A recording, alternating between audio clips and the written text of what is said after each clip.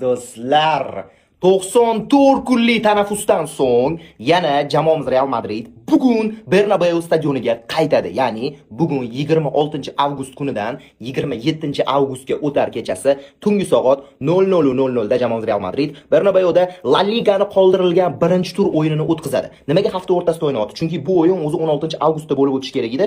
Jahon chempionatlari bo'lgani uchun qoldirilgan va bugun Bernabeuda Real Sociedadni qabul qiladi jamoamiz Real Madrid. Bu o'yinni do'stlar eslatib qo'yaman, jonli efirda Instagram opisiyaniyam tagida joylashgan Telegram kanalida bemalol tomosha qilsanglar bo'ladi. Qotmasdan sifatli translyatsiya olib beramiz.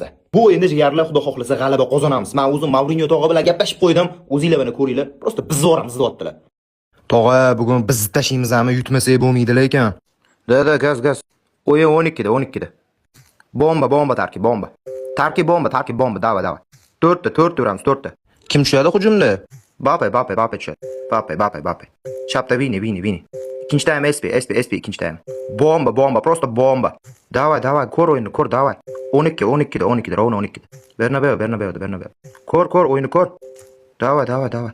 Xullas do'stlar, ko'rdinglar, bugungi o'yin juda ham yonishi aniq. Bernabeudagi birinchi o'yinimizda mavsum oldi, xudo xohlasa g'alaba bilan yakunlaymiz va 3 ochkoni qo'lga kiritamiz. Videoga like bosinglar, bolalar, repost strelka bosinglar, realchilarga maksimalni jo'natinglar. Bexabar qolishmasin. Instagram opisiyaniyam tagidagi Telegram kanalida jonli efirda qo'yib beramiz do'stlar. Davay, hammaga omad madridistlar. Bugungi o'yinni birgalikda tomosha qilamiz. Salomat bo'linglar.